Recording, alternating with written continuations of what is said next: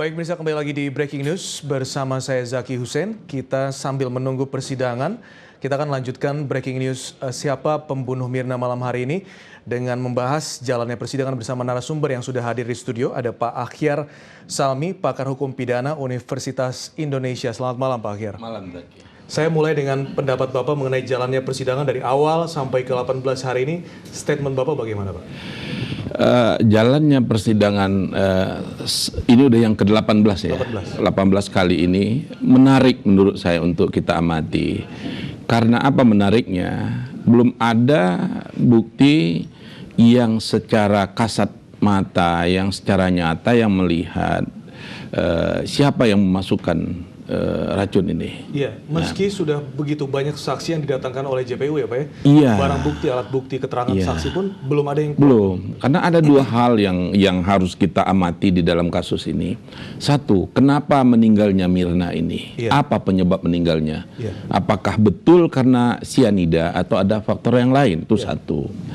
Kalau ada kenapa pun pasti ada penyebab kematian. Nah, siapa yang melakukan pembunuhan itu? Kalau dengan racun, siapa yang memasukkan racun? Ini kan diduga kan dilakukan dengan meninggalnya akibat dari racun yang dikenal dengan sianida. Nah, ini kan belum ada orang yang melihat bahwa dengan kasat mata saudara Jessica memasukkan ke situ. Baik, nggak ketangkap tangan. Nah, ini yang menariknya di situ. Kita kembali di awal saat Jessica dijadikan tersangka, Pak. Ada 4 orang lainnya, ada suaminya Mirna, ada 2 bartender, barista maksudnya, kemudian ada temannya. Tapi hanya Jessica dijadikan tersangka tunggal begitu kan? Bila dikatakan saat ini sudah dicoba untuk meyakinkan hakim dengan barang bukti, alat bukti, saat itu ditetapkan Jessica sebagai tersangka itu sendiri, prosedurnya bagaimana menurut Bapak? Menurut hukum acara kita KUHP, minimal ada 2 alat bukti. Baik. Nah, menurut informasi kan sudah ada lebih dari 2 alat bukti. Nah, makanya dijadikanlah dia menjadi tersangka. Nah, alat buktinya ini tidak ada yang saksi yang secaranya mata melihat menyaksikan langsung, dialah yang memasukkan. Menariknya menurut emat saya inilah, ini saya juga selalu mengikuti karena akan persoalan pembuktian alat bukti ini nanti. Yang semula kita lebih kepada keterangan saksi, fakta orang yang melihat, mendengar, mengalami sendiri, nanti akan bergeser di sini adalah kepada alat bukti yang lain. Keterangan ahli sama nanti juga adalah petunjuk. Petunjuk oleh hakim. Paling tidak 2 alat bukti itu nanti kalau ternyata bersalah 2 hal ini. Ini apakah di sini ya kita lihat lagi nanti adalah bagaimana jaksa atau mungkin juga pihak terdakwa melalui pengacara meyakinkan hakim. Ini kuncinya adalah keyakinan hakim karena tidak ada bukti yang telak menurut saya. Keyakinan hakim ini yang sangat dibutuhkan. Itu siapa yang bisa meyakinkan. Nah, dua-duanya kan hari ini pihak Jessica kan sudah menghadirkan juga saksi ahli. Jadi hari pertama ini akan memperebutkan, akan mencoba meyakinkan hakim bahwa ini kalau jaksa tentu kan sudah meyakinkan bahwa menurut saksi-saksi yang ada tentu jaksa pasti dia yakin pelakunya tentu ya. Kemungkinan. Nah, ini tentu kan akan sebaliknya. Nah, ini nggak ada yang telak, sehingga keyakinan hakim berdasarkan itu tadi keterangan ahli, ini kan juga ahli yang dihadirkan, keterangan ahli sama petunjuk, keterangan saksi, keterangan ahli yang ada di persidangan itulah menjadi petunjuk oleh hakim nanti. Baik. Bagi orang awam untuk mendapatkan keyakinan hakim ini tentu mereka bertanya-tanya Pak, termasuk saya juga bertanya. Bila barang bukti, alat bukti ataupun keterangan saksi yang dihadirkan JPU seharusnya memberatkan, ternyata masih lemah. Dari mana standar keyakinan hakim ini Pak begitu? Apakah hanya dari pengamatan dia selama persidangan saja atau ada mekanisme tersendiri dalam hukum acara pidana untuk? Keyakinan hakim itu muncul itu adalah dari proses persidangan. Dia akan mempelajari seluruh berkas, mempelajari semua alat bukti, mendengarkan saksi, ahli, mengikuti persidangan. Disitulah akan muncul nanti keyakinannya. Itu bisa dikatakan hak prerogatif hakim sebetulnya. Dia syaratnya harus ada juga 2 alat bukti. Harus ada 2 alat bukti, kemudian dia yakin. Baik.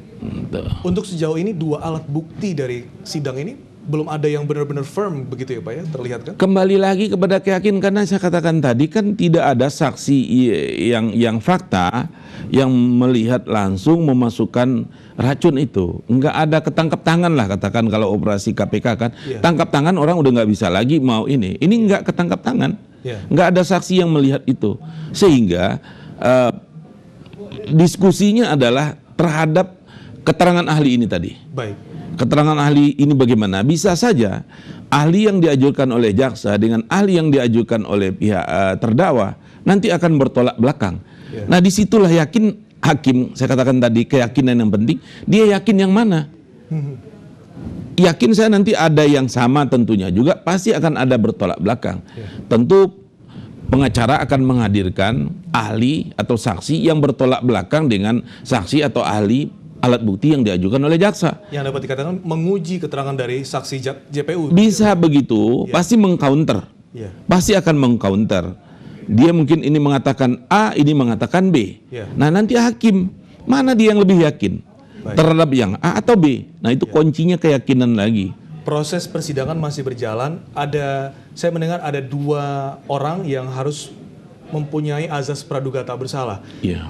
Jaksa penuntut umum pasti akan berpikir bahwa terdakwa bersalah. Kuasa hukum menganggap terdakwa tidak bersalah. Tidak bersalah. Tapi hakim dan juga masyarakat kita semua harus punya azas praduga tak bersalah. Oh iya, tentu. Dalam persidangan yang masih berlangsung. Berjalan yang kayak begitu, tentu mereka paling tidak kan menduga inilah pelakunya. Ini mengatakan tidak kan. Makanya dijadikan terdakwa. Dijadikan seseorang terdakwa, maka itu pihak penyidik dan penuntut yakin itulah pelaku suatu tindak pidana kan. Tetapi kan ini harus diuji, di counter oleh ini, nanti ini memperebutkan ini hakim sebetulnya. Baik. Bila kita komparasi dengan kasus-kasus sebelumnya begitu Pak Akhir, ada kasus yang serupa seperti ini?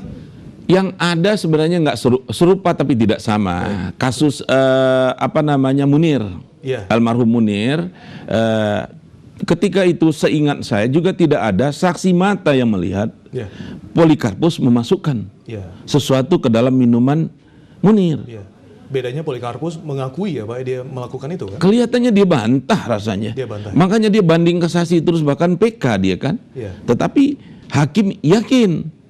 Jadi tentu kan berdasarkan keterangan-keterangan orang yang tidak melihat secara nyata juga memasukkan. Nggak ada ketika itu. Ada ahli, ada juga yang lain yang suasana. Nah nanti itulah yang saya katakan tadi. Ini serupa tapi tidak sama dengan kasus Munir. Kembali lagi hakim sejauh mana. Makanya alat bukti di sini adalah keterangan ahli. Tentu kan ini adalah masalah pendapat. Kalau ahli itu adalah pendapat-pendapat dia. Saintifik dan pendapat dia terhadap itu, penafsiran dia terhadap itu. Sejauh mana hakim yakin? Ini kan kita lihat nih perkembangan mengenai masalah pembuktian di ranah hukum kita. Inilah persoalannya dalam kasus ini. Baik, Pak Akhir, toksikolog yang sempat kita wawancarai mengatakan bahwa sianida ini termasuk kategori lethal weapon gitu ya Pak.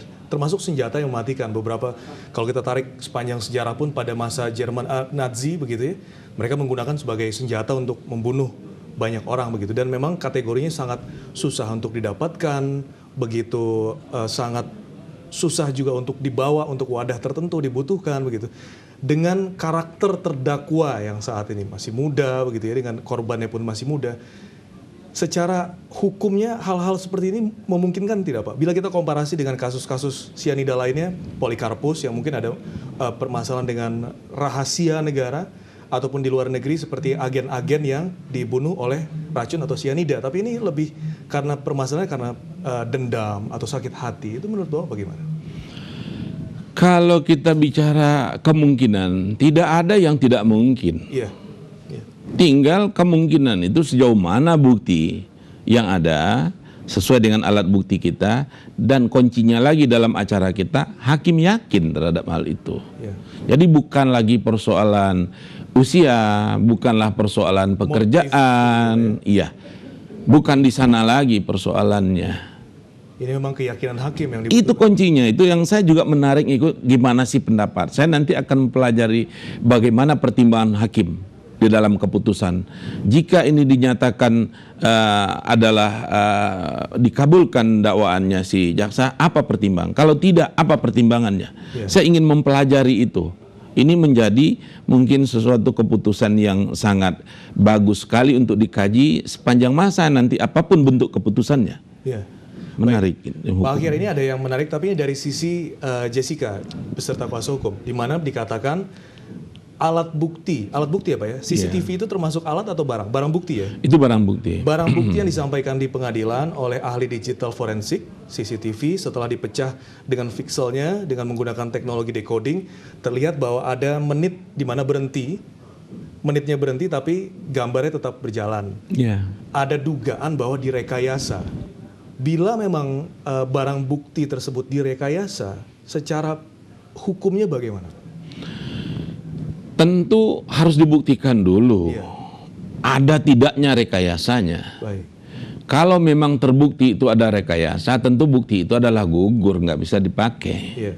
Itu dulu. Tidak berbuah sanksi lagi kepada JPU atau yang menunjukkan barang bukti tersebut ya Pak ya? Bila direkayasa begitu, berarti terjadi penipuan atau bagaimana? Itu mungkin persoalan lain lagi lah nanti yang di luar persidangan ini. Ya. Kalau memang dia itu, ya itu yang saya katakan harus dibuktikan tersendiri kasus itu. Ya. Dan ini kelihatannya kalau mau dibawa ke ranah pidana persoalan itu, pihak Jessica kan kelihatan belum, apakah sudah mengadukan ke pihak Bariskin kan belum kan juga. Ya. Kalau dugaan-dugaan itu kan bisa saja banyak dugaan yang terjadi, tetapi sejauh mana dugaan itu dibawa ke ranah hukum itu yang ingin kita lihat. Baik, begitu banyaknya saksi yang dihadirkan JPU untuk kembali meyakinkan hakim dari sisi Jessica begitu ya Pak, kuasa hukum, apakah dengan sebanyak itu juga kah atau cukup beberapa saksi saja sehingga sudah cukup meyakinkan hakim? Bagaimana menurut Pak Hakim? Oleh pihak mana? Pihak jaksa atau? Pihak kuasa hukum. Oh, kuasa hukum. Tergantung nih kuasa hukum. Kembali lagi dia nanti, dia udah cukup nggak? Misalnya kan katakan ada 10, dia balas dengan 10, dia punya hak juga. Yeah. Atau dibilang nggak perlu. Yeah. Saya mungkin 1 atau 2 udah cukup.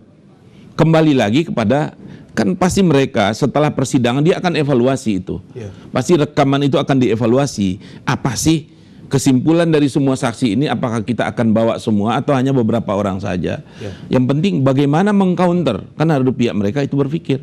Baik. Seperti itu, bisa sama jumlah saksi yang dihadirkan, ahlinya juga, atau tidak sama. Itu sepenuhnya hak daripada terdakwa. Baik, Pak Akhir, kita coba komparasi kasus lagi.